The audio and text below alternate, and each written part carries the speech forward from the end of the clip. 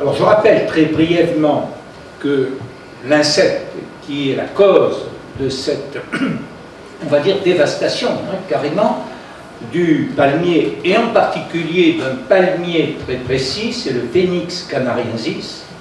Pour le moment, nous avons la chance que le dattier et le washingtonien chez nous, sur Nice, on n'a pas trouvé encore, mais vous m'avez un petit peu inquiété en me disant que il y en avait en France, il y en avait et on risque d'en avoir. Toujours est-il qu'aujourd'hui, systématiquement, le canariensis est le plus touché. Alors, rapidement, ce coléoptère, qui est un petit charançon de 2 à 4 cm, avec un rostre très puissant, eh bien, qu'est-ce qu'il fait? Il rentre dans les palmes médianes et très rapidement, il perce le palmier, il arrive aux palmes centrales, et là, il fait une cavité à la pompe, une cavité comme une carie, on appelle ça une carie, et là, des milliers vont se développer, et vous allez avoir le palmier de visu. Vous le voyez, les feuilles, les palmes sèchent, tombent, et c'est vraiment la phase terminale. Je crois qu'à Menton, comme chez nous, vous avez été touché. Alors, quand est-ce que cela est arrivé? Rapidement, le charançon rouge existe en France depuis 2006. Chez nous, sur Nice, on a été épargné pas mal de temps parce que le Var avait été touché. Hier, avait déjà eu de nombreux palmiers contaminés. Nos voisins italiens, et vous allez souvent, que ce soit à San Remo, à Vintimille, et vous avez vu également la dévastation qu'il y a. Moi j'étais il y a 15 jours à Vintimille, mais c'est stupéfiant, quoi. Il n'y a plus un palmier bientôt ils les coupent. D'ailleurs, là ils commençaient à les couper, à les abattre, tout. Chez nous, c'est arrivé le premier cas, janvier 2011, au Square Alicante, dans le secteur du Parc Vigy. En 2012, on a découvert un deuxième foyer au Castel des Deux Rois, que vous connaissez. En 2013, 11 nouveaux foyers. En 2014, 160 nouveaux foyers déclarés. En 2015, 752 nouveaux foyers déclarés, 127 publics et 115 palmiers qui déjà ont été abattus, puisque nous, lorsque on abat, le particulier n'abat pas systématiquement parce que c'est un coût important, mais sur le domaine public, on abat. En 2016, donc vous voyez, vous avez vraiment les chiffres au jour le jour. En 2016, nous sommes actuellement à 211 nouveaux foyers déclarés, 37 publics. Je rappelle que la ville de Nice compte sur, allez, je vais dire que j'ai en charge 25 000 arbres. Sur la ville de Nice, on a 25 000 arbres. Parmi ces 25 000 arbres, on a 5 907 palmiers répertoriés. 5 907. 1300 sur la promenade des Anglais. Et imaginons un instant la promenade des Anglais sans palmiers. Je veux dire que c'est absolument terrible pour l'image de la ville, pour l'image au niveau touristique. Donc c'est un suivi extrêmement important que nous faisons, c'est un suivi journalier qui est fait sur tous les palmiers, parce que lorsque l'infestation était modérée, on utilisait les pièges, vous le connaissez. Mais aujourd'hui, 2016, on n'utilise plus les pièges, il y en a partout. Donc je rappelle que cette lutte qui est obligatoire sur le plan national, s'il y a confirmation d'un foyer par le SRAL, le SRAL, c'est le service régional de l'alimentation. Et c'est le SRAL qui va prévenir le propriétaire, public, privé, que son palmier est infesté par le charançon rouge. Donc il y a une obligation d'éradication de l'organisme nuisible dans les 15 jours suivant la notification. La mise en place d'un périmètre de lutte, alors là vous avez une zone contaminée, c'est 100 mètres autour du foyer qui a été découvert. Vous avez une zone de sécurité qui est également de 100 mètres autour de la zone contaminée, ce qui fait 100 plus 100, ça fait 200 mètres autour du foyer. Et vous avez ce qu'on appelle la zone tampon, qui fait 10 km autour de la zone de sécurité. Alors, il y a une mise en place de surveillance dans le périmètre de lutte, bien entendu, avec application de traitement dans la zone contaminée. Donc, ces obligations doivent être appliquées pendant 3 ans et concernent tout propriétaire de palmiers publics et privés.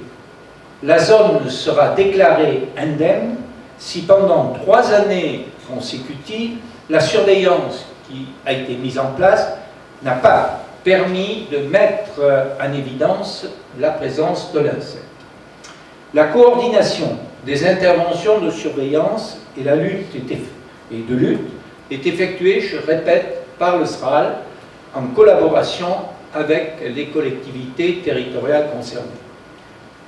Ensuite, les professionnels qui interviennent, et ce n'est pas n'importe quel professionnel, puisqu'ils doivent avoir suivi une formation, d'une part spécifique, et d'autre part être enregistrés par le SRAL.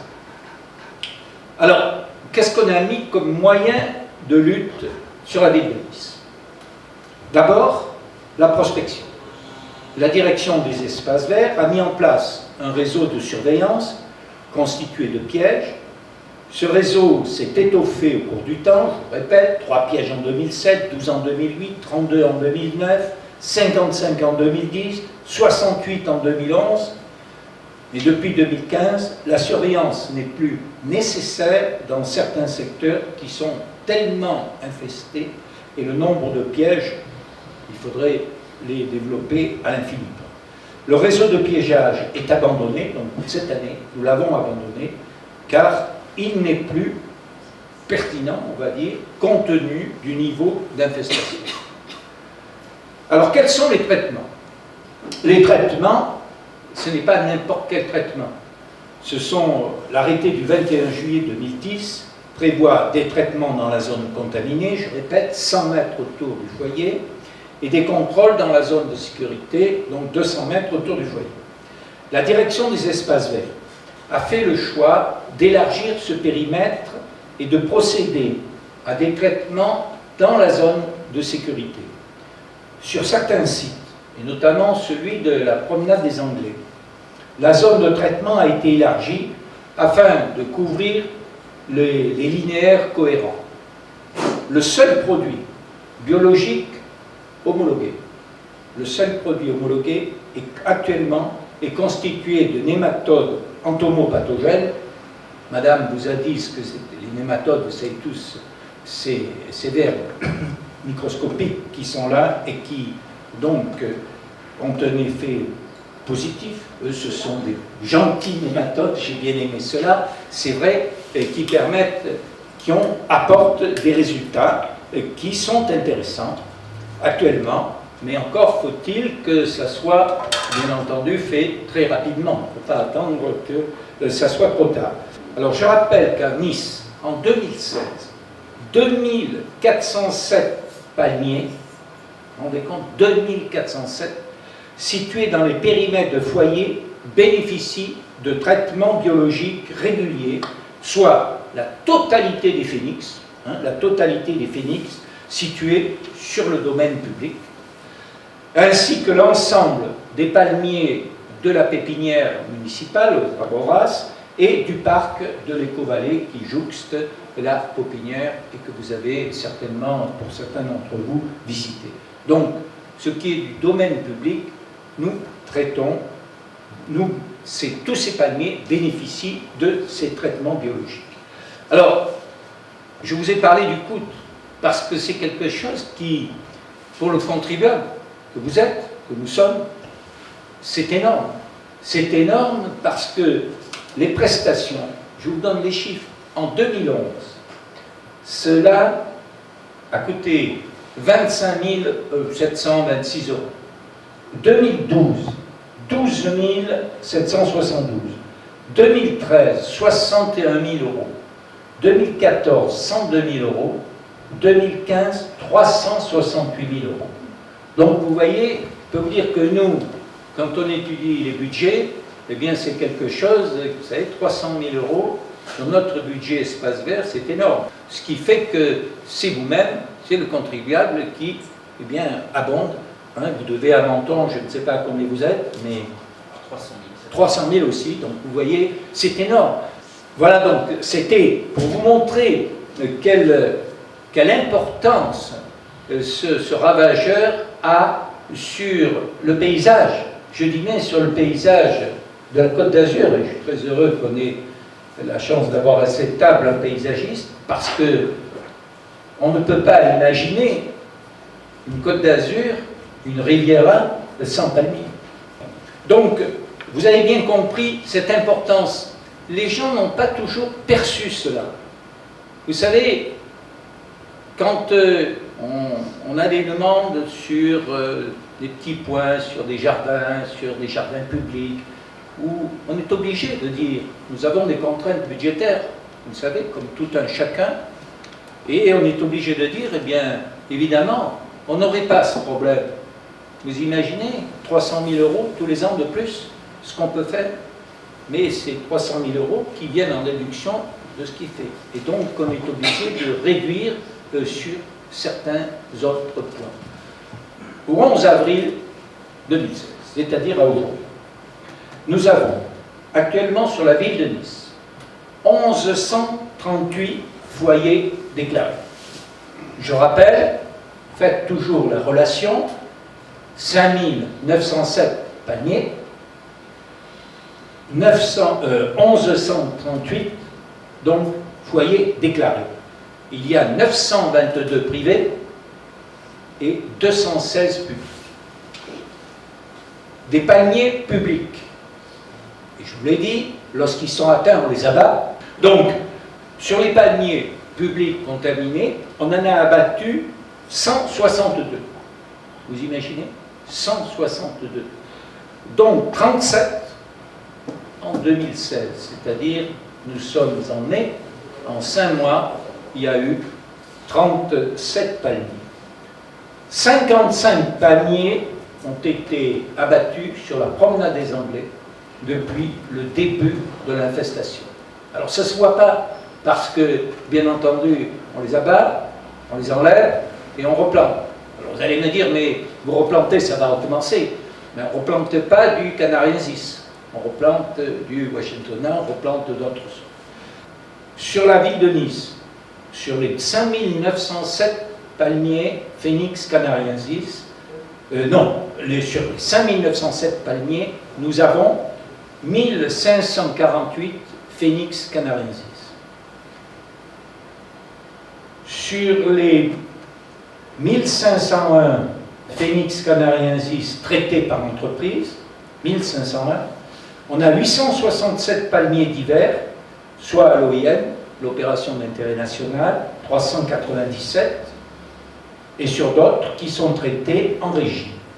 On a quand même aussi 39 Camérops et Trachycarpus de la promenade du Bayon qui sont traités par une entreprise contre paysans d'Isieux. Alors le coût, je répète, le coût estimé pour 2016, et ça ce sont les chiffres qui ont été présentés au budget, le traitement 277 192. L'abattage, 43 782. Sachant qu'en 2015, là je vous parle de 2016, en 2015, les abattages ont coûté 157 000 euros, sans compter les prestations qui sont réalisées en régie par nos services. Voilà, voilà si vous voulez les derniers chiffres au 11 avril, à la fois de l'infestation et à la fois du coût pour la ville et pour les contribuables de ce problème. Suite à ce que nous venons d'entendre, je voudrais vous parler un petit peu du phénomène de patrimoine, puisque je dirais ce qui vient d'être évoqué sur la disparition à terme, en tout cas les ravages actuels, ont un impact direct sur le patrimoine, on va dire de la Riviera, puisque la problématique est, on va dire, identique sur un linéaire de périmètre qui va de Saint-Raphaël jusqu'à, je dirais, la Spezia. Puisque dans ce périmètre, on retrouve pratiquement la même typologie de paysage. Bon, c'est vrai que cette Riviera, à l'origine, est évidemment bénie des dieux, pour plusieurs raisons.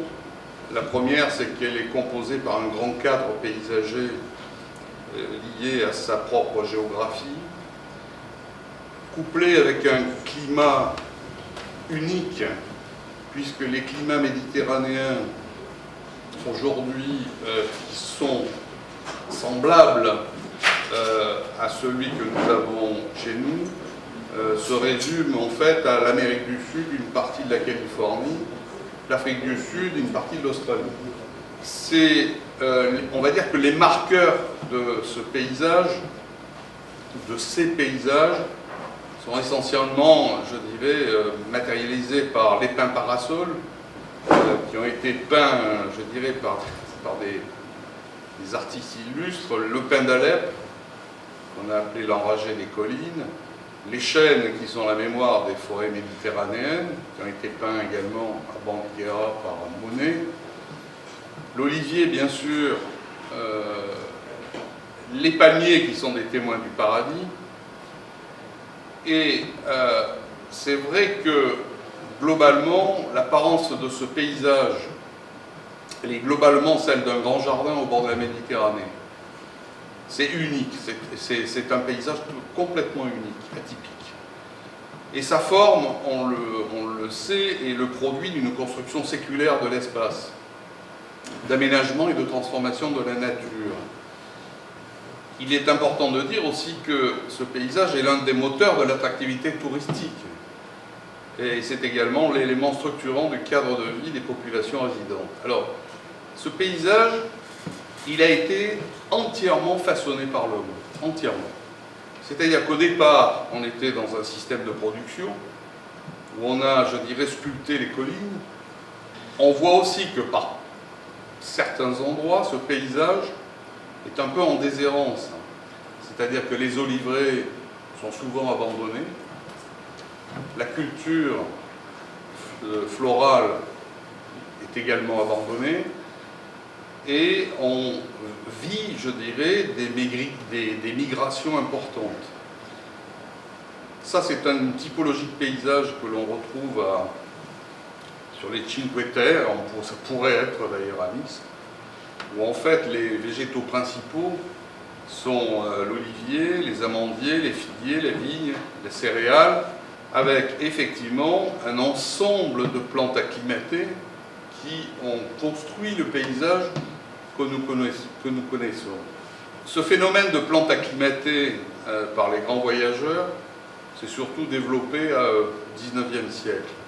Cette identité Riviera qui est faite d'un ensemble de puzzles, de morceaux de paysages que nous avons empruntés dans le reste du monde pour créer, je dirais, ce qu'on appelle ici les jardins du voyage, puisque l'origine des jardins fin 18e et 19e, les riches marchands ou les grands collectionneurs de plantes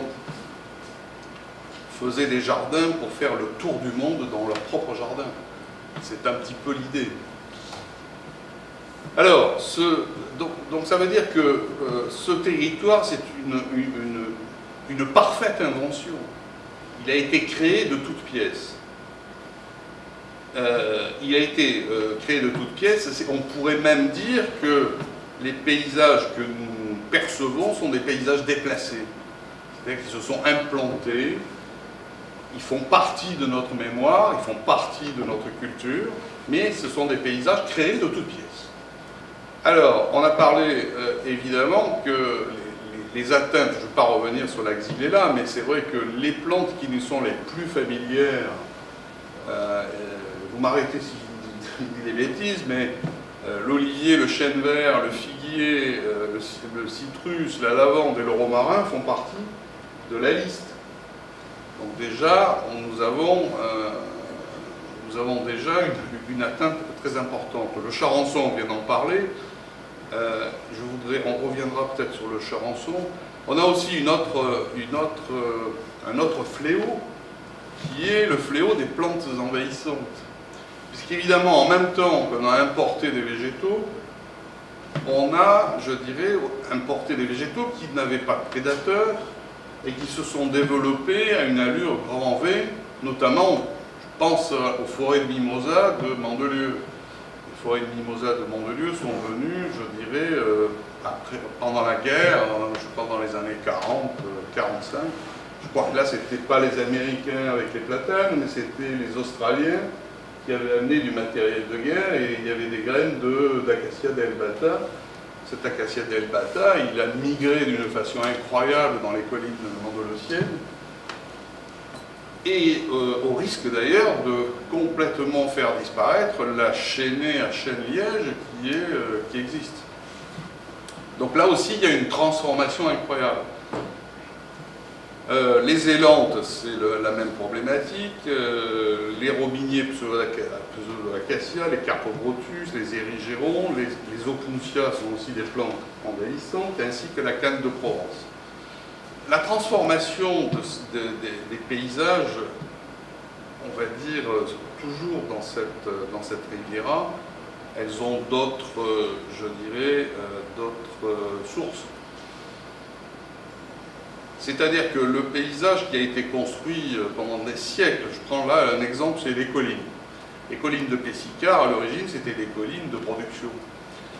1937-1938, on voit une typologie de paysage.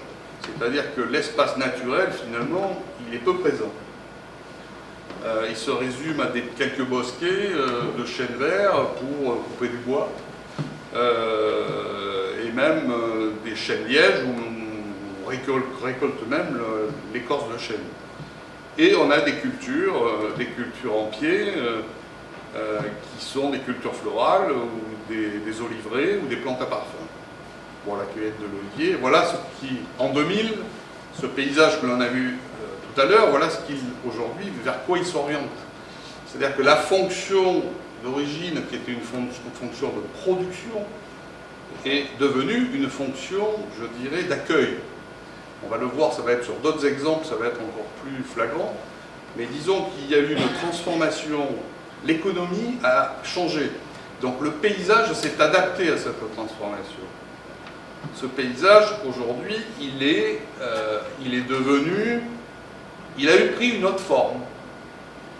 Il a pris une autre forme, et on va dire qu'il y a même presque une dilution, je dirais, où on n'a plus que deux systèmes. Avant, on avait trois systèmes. On avait le système bâti, on avait le système de production avec les terrasses, et on avait un système des bosquets. Aujourd'hui, on a deux systèmes, donc il y en a un qui est parti, pratiquement le système de restant qui a été effacé, et on a ce système d'espace naturel qui est devenu de plus en plus important, et un espace bâti. Alors, tout ça, évidemment, a généré, évidemment, je dirais, une culture que nous avons particulièrement, qui est particulièrement forte sur la Riviera, c'est la notion de jardin. Comme dit Michel Foucault, le jardin, c'est la plus petite parcelle du monde, et puis c'est la totalité du monde. Alors, il y a certains jardins qui ont été, malheureusement, celui-ci a disparu, c'est la Villa Croisset qui a été dessinée et créée par Ferdinand Bach, dans les environs de Grasse, un magnifique jardin d'inspiration romaine, qui aujourd'hui, évidemment, n'existe pratiquement plus puisqu'il a été remplacé par trois immeubles. Alors, je voudrais vous parler de la palmeraie de Bordighera. Tout à l'heure, on parlait du charançon. Moi, je me suis rendu à la Palmeraie de Bordighera la semaine dernière. Ça, c'est une vue que j'avais faite il y a, je pense, en 2000. Où la Palmeraie de Bordighera, alors là, on est dans des phénix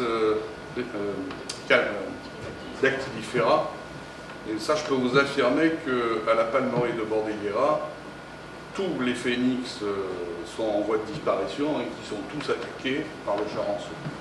Alors ça, c'est un phénomène quand même extrêmement fort, puisque là, il faut savoir que la Palmeraie de Bordighera, sur un plan culturel, est quelque chose d'exceptionnel, puisque cette palmeraie était exploitée, je dirais, depuis pratiquement le 18e, peut-être même plus tard, sur la récolte des palmes dans deux religions,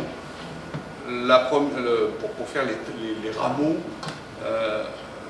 par la religion chrétienne et la religion juive, puisqu'on fait la fête des cabanes de la même manière avec les jeunes palmes. Donc il y avait une activité, et voilà ce qui reste aujourd'hui. C'est assez impressionnant, c'est-à-dire qu'une partie de notre mémoire est en train de disparaître. À Nice aussi, on a évidemment des transformations importantes, puisqu'en 1860, le paillon était divagué, je dirais, et séparé la ville en deux.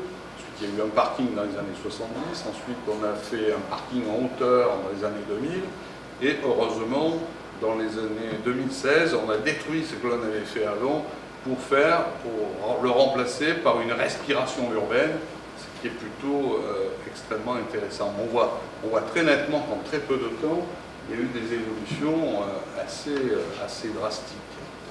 La promenade des Anglais à l'époque n'était pas ce qu'elle l'est aujourd'hui. Ça, je crois, c'est les premières plantations du bord de mer. Mais à une certaine époque, en 1865, la promenade des Anglais, c'était ça, c'était des chênes verts. C'est devenu ensuite, je dirais, cette utilisation, on va dire, mixte entre le pin parasol et le palmier. Mon métier, c'est, je dirais, d'accompagner justement ces transformations.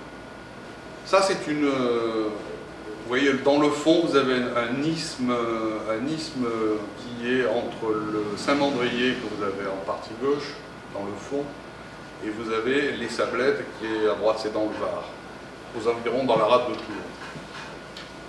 Le fils de Maurice Sand, ça c'est un dessin qui a été fait en 1861, où on voit, je dirais, le paysage de 1861. Aujourd'hui, si vous prenez une photo au même endroit, vous avez une forêt de pins. Vous n'avez absolument plus du tout ces mêmes systèmes, mais plus. Alors, nous avons hérité, je dirais, d'erreurs. C'est-à-dire que, vous voyez, tout le remblai que vous voyez ici, ça a été une erreur. Une erreur, puisqu'on devait développer là un centre de, je crois, plus de 12, je ne sais plus combien de milliers de mètres carrés. Et ce projet a été abandonné, cassé par le Conseil d'État. Mais on a hérité, je dirais, d'une zone remblai, avec un paysage qui est celui-là. Voilà, ça c'était avant. Alors là, on a fait un cheminement complètement arrière, c'est-à-dire qu'à partir, je dirais, d'une consommation à outrance d'un paysage, c'est-à-dire que d'une part, on a remblayé la mer, d'autre part, on a installé des bicoques, ensuite on a mis un karting, après on a mis des machins, c'est totalement hétéroclite. On a repris cet endroit et on a, ça ce sont des vues, des dessins que nous avons fait à l'agence, et voilà ce que nous en avons fait. C'est-à-dire qu'on a fait un parc au bord de l'eau, dans lequel on a une plage, une arrière-plage et un parc botanique. On a recréé une dune de bord de mer, et on a créé un espace qui aurait pu être là depuis toujours. C'est-à-dire qu'en fait, dans une situation, on va dire, de consommation malheureuse, on est revenu, je dirais, à une authenticité, c'est ce qu'on a cherché en tout cas, une authenticité paysagère. Donc il n'est jamais trop tard. C'est-à-dire de faire de la recouture, de retisser des liens de réinstaller, je dirais, en prenant bien entendu des critères de biodiversité, des critères de végétaux stables qui seront stables dans le temps. Il y a toujours un moyen de faire quelque chose. Voilà, c'est-à-dire que même là, vous voyez, tout ce que vous voyez là a été fait de A à Z. Mais on n'a pas l'impression que ça a été fait de A à Z, puisque les hélichrysomes, les cystes, etc., ont été totalement plantés. Et même les chênes.